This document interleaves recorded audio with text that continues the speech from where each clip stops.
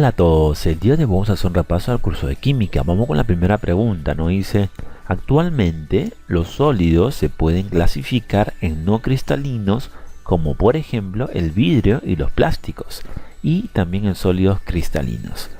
Las propiedades físicas de estos últimos son muy diversas. Hablamos de los sólidos cristalinos. Algunos de ellos son duros, como el diamante. También se pueden fundir con el calor de la mano, como el hielo. También conducen la electricidad, como en el caso del cobre, y otros no conductores, como el caso del cloruro de sodio. Los sólidos cristalinos se pueden dividir en cuatro tipos: iónicos, moleculares, covalentes y metálicos.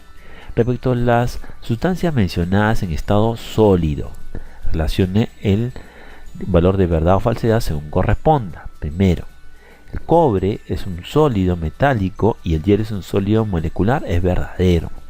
El cobre pertenece a los sólidos metálicos y el hielo a los sólidos moleculares. Luego, la sal es un cristal iónico y el vidrio es un sólido amorfo, también es verdadero. La sal es un sólido cristalino iónico y el vidrio es un sólido amorfo. Luego nos dice: el diamante es un sólido que presenta una red covalente, es verdadero. Por ejemplo, en el caso del carbono, que hablamos del diamante, es un sólido cristalino covalente que forma una red covalente. Finalmente, los plásticos son sólidos cristalinos moleculares, falso, porque los plásticos son sólidos amorfos, formados por moléculas cuyo ordenamiento de sus partículas no se manifiesta a lo largo de toda su estructura, sino solamente por partes. Entonces la secuencia correcta será verdadero, verdadero, verdadero, falso. En este caso la letra C es la respuesta. Vamos con la siguiente pregunta. Las dispersiones se pueden clasificar de acuerdo al tamaño de las partículas en suspensiones, que se caracterizan por sedimentar, y coloides, que no sedimentan a través del tiempo, siendo estas dos mezclas heterogéneas, es decir, diversas, y en soluciones, que son mezclas homogéneas, es decir, compactas, de dos o más tipos de sustancias. Por ejemplo, los jugos de frutas, la leche de magnesia, la gelatina, el humo, el aire y el bronce. Al respecto, seleccione lo verdadero o falso según corresponda. Nos pregunta: ¿el aire, el humo y el bronce son mezclas que se clasifican como soluciones? Es falso, porque el aire y el bronce son soluciones formadas por mezclas homogéneas, es decir, compactas, de varios tipos de sustancias.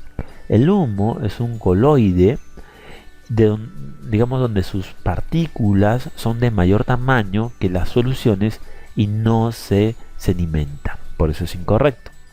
Luego, las partículas dispersas en la leche de magnesia son mayor en tamaño que en el aire, es verdadero.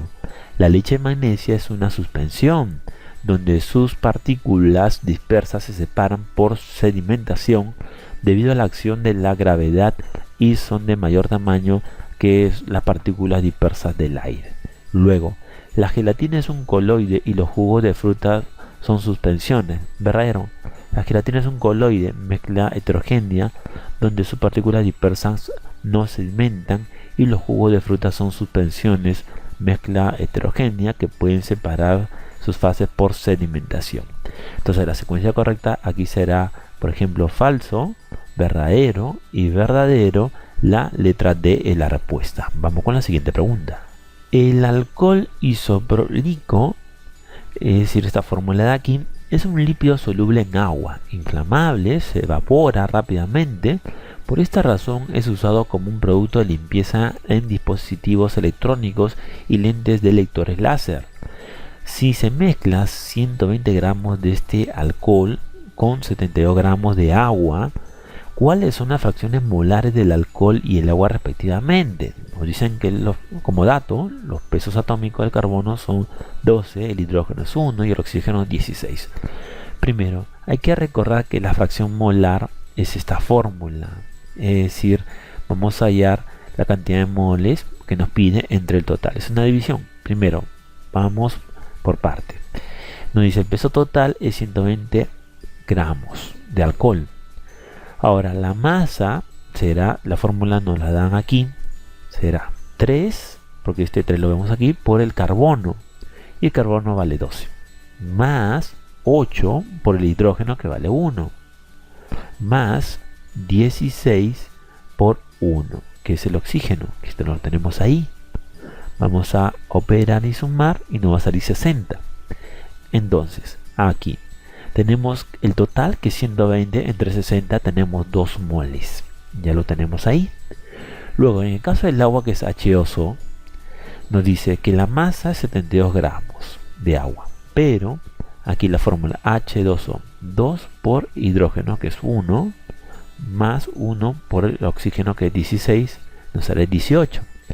Es decir, será la fórmula, la cantidad de moles será 72, que es el total, en este caso, entre la cantidad que acá nos sale 18.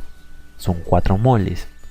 Luego, la cantidad total será 2 más 4, que es igual a 6 moles. Tenemos entonces aquí el soluto y la solución. 2 entre 6, que es el total. 2 entre 6. Simplificamos, nos sale 1/3. En el otro caso, tenemos 4 entre el total, que es 6. Simplificamos, nos sale 2/3. Es decir, tendremos 1/3 y 2/3. En este caso, la letra C es la respuesta. Vamos con la siguiente pregunta. La cinética química se ocupa del estudio de la velocidad o rapidez con que ocurre una reacción química, de los mecanismos implicados y de los factores que la alteran. Al respecto, seleccione la secuencia correcta de verdadero o falso para las siguientes afirmaciones. Primero, la unidad de velocidad de reacción se expresa en el sistema internacional de la siguiente manera: m por s a la menos 1. Es incorrecto. La velocidad de reacción se refiere al cambio de concentración de un reactivo o de un producto respecto al tiempo, es decir, la variación, aquí lo vemos de concentración, entre la variación del tiempo. Y la unidad en el sistema internacional es mol a la menos 3 por s a la menos 1, y no lo que aparece aquí. Es incorrecto. Luego, según el mecanismo de una reacción puede ser sencillo o complejo dependiendo del número de etapas, verdadero. Los mecanismos de una reacción pueden ser sencillos cuando se realizan una etapa o complejos cuando se realizan en 2 o más etapas. Luego, un aumento de la temperatura incrementa la velocidad de la reacción, también es verdadero, porque el aumento de la temperatura en una reacción altera la velocidad incrementándola. Entonces la secuencia correcta aquí será falso, verdadero, verdadero, la letra D es la respuesta. Vamos con la siguiente pregunta. El hierro se oxida porque entra en contacto con el aire lentamente, pero de manera más rápida que la del plomo. Esto se debe a que la velocidad de reacción depende de las características químicas de las diferentes sustancias y de las condiciones que rodean al proceso. Con respecto a la oxidación del hierro, ¿qué afirmaciones son correctas? Primero, si se aumenta la temperatura en 20 grados centígrados, entonces el proceso se realiza más rápido, ¿es correcto? Si se aumenta la temperatura en 20 centígrados, el proceso se realiza más rápido, ya que a mayor temperatura, mayor velocidad, también como lo hemos dicho en el ejercicio anterior. Luego, aumentar la composición del nitrógeno en el ambiente donde ocurre el proceso acelera la reacción. Eso es incorrecto, porque cambiar la composición del ambiente aumentando el porcentaje de oxígeno acelera la reacción. Oxígeno, y aquí nos están diciendo nitrógeno. Es incorrecto. Luego, al pulverizar el hierro acelera el proceso y produce igual cantidad de óxido, pero en menor tiempo. Es correcto, porque al pulverizar el hierro acelera el proceso, produce igual cantidad de óxido, pero en menor tiempo. Entonces, la secuencia acá será justamente verdadero, falso, verdadero, y en este caso nos pide, digamos, lo verdadero. Será en este caso simplemente 1 y 3, la letra A es la respuesta. Vamos con la siguiente pregunta.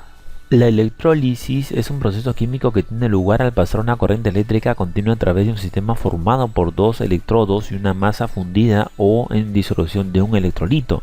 Con respecto a este proceso, selecciona la secuencia verdadero o falso según corresponda. Primero, la reacción redox es espontánea y genera corriente eléctrica, es falso, porque en procesos electrolíticos se utiliza energía eléctrica continua para generar una reacción redox no espontánea. Luego, los iones ceden sus electrones en el ánodo verdadero. En el ánodo las sustancias químicas ceden electrones, es por ello que se oxidan. Luego, por el circuito externo, los electrones fluyen del cátodo hacia el ánodo falso. Los electrones se producen en el ánodo por oxidación, mientras que en el cátodo se consumen electrones. Por lo tanto, los electrones fluyen desde el ánodo hacia el cátodo. En este caso, la secuencia correcta será falso, verdadero, falso, la letra de la respuesta. Vamos con la siguiente pregunta. Un ejemplo de electrodecomposición fácil que se realiza en cualquier laboratorio es la electrodeposición de cobre a partir de sulfato de cobre concentrado. Determine los gramos de cobre metálico que se obtendrán en el electrodo correspondiente al pasar 2 amperios durante 1930 segundos por la solución mencionada. El dato molar del cobre es 63,5. Primero, la masa tenemos que ver aquí, es esta fórmula de aquí, es decir que tenemos también aquí el cobre 2 concentrado más 2 electrones. Lo importante es ver esto, la cantidad de electrones. Entonces tenemos el peso del cobre 63,5, lo dividimos entre la cantidad que es 2, multiplicamos por la cantidad de la intensidad que son 2 amperios por 2, por el tiempo que es 1930 segundos entre 96.500. Entonces de aquí ya simplemente es dividir, operamos y nos sale 1,27, en este caso la letra de la respuesta. Vamos con la siguiente pregunta. Se desea recubrir una pulsera con 9,85 gramos de cobre. Para tal propósito se debe sumergir en una disolución de sal de oro trivalente por 1 hora. Determine la intensidad de corriente en amperes que se necesita para dicho propósito. Y la masa molar justamente nos da de cobre que es 197 gramos.